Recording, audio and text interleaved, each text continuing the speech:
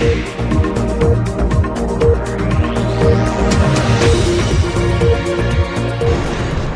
દર્શક મિત્રો, આપ નિહાળી રહ્યા છો S9 ન્યૂઝ અને હું છું પૃથ્વીરાજસિંહ રાજપૂત. આપની સમક્ષ લઈને આવ્યો છું સ્પીડ 9.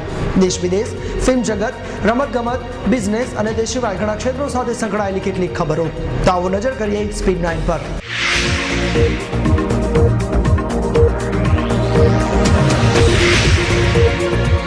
લડાખમાં ચીનની ફરી ઘૂસણખોરી, તોડફોડ. લડાખના ચુમાર સેક્ટરમાં ચીની સૈનિકો ધસી આવ્યા, ભારતના બંકરો તોડી નાખ્યા અને સરહદી ચોકીઓના કેમેરાના વાયરો કાપી નાખ્યા. કેનેડાના ટોરેન્ટોમાં વરસાદી વાવાઝોડાથી ઘોડાપૂર, 3 લાખ લોકો અંધારપટમાં. ટ્રેનોમાં પાણી ભરાતા 1400 મુસાફરો અટવાયા. ખાંડ મોંઘી થશે, આયાત ડ્યુટી 10% વધીને 15%. ખાંડ ઉદ્યોગને ખેડૂતોને ચૂકવવાના ₹9,000 કરોડના બોજામાં મદદ મળશે. આજે અમદાવાદમાં ભગવાન જગન્નાથની 136મી ઐતિહાસિક રથયાત્રા નીકળશે. તમામ સ્થળોએ લોખંડી સુરક્ષા વ્યવસ્થા. આ વર્ષે ટેક્સટાઇલ નિકાસમાં 30% વધારો કરવાની સરકારની યોજના. ઉત્પાદન વધારવા અને ટેક્સટાઇલ નિકાસોને વેગ આપવા પગલાં લેવાનો સરકારનો નિર્ણય. બોધગયા શ્રેણીબદ્ધ બોમ્બ વિસ્ફોટોના કેસમાં વધુ 4 શકમંદોની અટકાયત. કેસની તપાસ NIA ને સોંપાશે. ભારતમાં ભ્રષ્ટાચારનો દર વૈશ્વિક સરેરાશ કરતા બમણો. ભારતના 54% લોકો કહે છે કે તેમણે લાંચ ચૂકવવી પડે છે, જ્યારે વિશ્વમાં આવું કહેનારાની સંખ્યા 27% છે. ભારતમાં રાજકીય પક્ષો સૌથી વધુ ભ્રષ્ટ સંસ્થા જણાઈ. ઘાસચારા કૌભાંડમાં લાલુ પ્રસાદ અંગે ચુકાદો આપવા માટે સુપ્રીમની મનાઈ. 17 વર્ષ જૂના કેસમાં લાલુએ જજની તટસ્થતા અંગે સવાલ ઉઠાવ્યા હતા. અન્ન સુરક્ષા યોજના દિલ્હી આવતા મહિને અમલમાં મૂકશે. ભૂતપૂર્વ વડાપ્રધાન રાજીવ ગાંધીની જન્મ જયંતિ નિમિત્તે 20મી ઓગસ્ટે શરૂ કરવામાં આવશે. 39,000 વર્ષ જૂના મેમથ હાથીનો મૃતદેહ મળ્યો. રશિયાના સાઇબેરિયાના વિસ્તારમાંથી બરફના ઢગલામાંથી સચવાયેલો મળી આવ્યો. દિલ્હી મેટ્રો સ્ટેશને યુગલના ગાઢ દ્રશ્યો સીસીટીવીમાં કેદ થયાને વિડીયો પોર્ન સાઇટ પર પહોંચી ગયો. ખાલી ટ્રેનોમાં અંગતપણો માણતા યુગલોની 250થી વધુ 2-3 મિનિટના વિડીયો ક્લિપિંગ બનાવી આંતરરાષ્ટ્રીય પોર્ન વેબસાઇટ ઉપર મુકાઈ.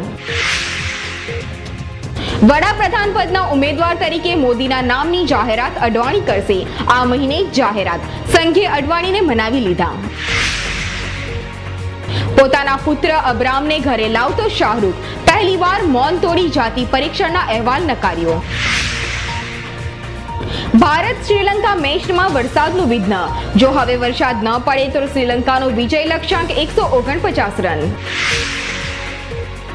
સૃષ્ટિ વિરુદ્ધના કૃત્યના આરોપસર મધ્યપ્રદેશના પૂર્વ નાણાપ્રધાન રાઘવજીની ધરપકડ. ભોપાલના જૂના શહેર વિસ્તારની કોહે ફિઝા વસાહતના ફ્લેટમાં છુપાયા હતા. ઇનપુટ ટેક્સ ક્રેડિટનો ગેરલાભ ઉઠાવતા શહેરના યાન મેટલના વેપારીઓ વેટની વરૂણીમાં. વેટ એન્ફોર્સમેન્ટ વિભાગે કૌભાંડનો પર્દાફાશ કર્યો. સુરતના 2 વેપારીઓએ સરકારી તિજોરીમાંથી નાણાં ઉસેટવા 30 બોગસ પેઢીના બિલ બનાવી વેચાણ બતાવ્યું હતું. ડોલર સામે રૂપિયો સુધરતા બજારોએ અનુભવેલી રાહત. સેન્સેક્સમાં 115 આંકનો અને નિફ્ટીમાં 47 આંકનો વધારો. સોનામાં ₹155નો આકર્ષક વધારો. ચાંદીમાં વેચવાલીની દબાણે ₹205 ઘટ્યા. રથયાત્રા બાદ રાજ્યના પોલીસ બેડામાં ધરખમ ફેરફારની સંભાવના. અમદાવાદ, સુરત અને રાજકોટના પોલીસ કમિશનરોની આંતરિક બદલીની સંભાવના. વેસ્ટ ઇન્ડિઝ સામે શ્રીલંકાનો 39 રને વિજય. લંકાના વિજયે ત્રિકોણીય જંગમાં ત્રણેય ટીમની શક્યતા જીવંત. ભારતે આજે શ્રીલંકાને હરાવવું પડશે. આજથી એસીસ જંગનો પ્રારંભ. ઇંગ્લેન્ડ ઓસ્ટ્રેલિયા વચ્ચે બુધવારથી એસીસ શૃંખલાનો પ્રારંભ. ગુજરાતની લજ્જા ગોસ્વામીએ શૂટિંગ વર્લ્ડ કપમાં સિલ્વર મેડલ જીત્યો. સ્પેનના ગેન્ડ્રા ખાતે રમાતી IFF વિશ્વકપમાં રજત ચંદ્રક મેળવી ભારતને સન્માનિત કર્યું. ભારતીય હોકી ટીમના ઓસ્ટ્રેલિયન કોચ માઇકલ નોબ્સની હકાલપટ્ટી. ટીમનો દેખાવ નહીં સુધારી શકતા કરાર રદ કરવામાં આવ્યો. નોબ્સ ચોથા વિદેશી કોચ જેમને દરવાજો દેખાડી દેવાયો. અર્જુન તેંડુલકર મુંબઈની અંડર 14 ટીમમાંથી બહાર. ખરાબ પ્રદર્શનના કારણે મુંબઈની અંડર 14 ક્રિકેટ ટીમના સંભવિત 30 ખેલાડીઓમાં સ્થાન મળી શક્યું નહીં. રૈના અને જાડેજાએ મેદાની ઝઘડાની માફી માંગી લીધી. ત્રિકોણીય વનડે શ્રેણીમાં મેદાન પર બોલાચાલી થઈ હતી. ભાજપ અધ્યક્ષ રાજનાથસિંહે બોધગયા વિસ્ફોટોની ટીકા કરી. કહ્યું, આતંકવાદ પર કાબુ મેળવવામાં કેન્દ્ર સરકાર સંપૂર્ણપણે નિષ્ફળ. આસામમાં પ્રચંડ પૂર, 80 ગામો પાણીમાં ગરકાવ. પૂરના કારણે 6000 હેક્ટરમાં ખેતીને નુકસાન.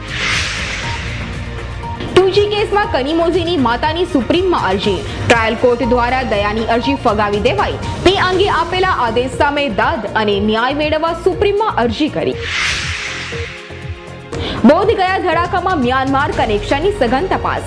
સીસીટીવી ફૂટેજના આધારે 6 શખ્સોની ભાળ મેળવવા લુકઆઉટ નોટિસ જારી. કાશ્મીરમાં ઘૂસણખોરીનો મોટો પ્રયાસ નિષ્ફળ.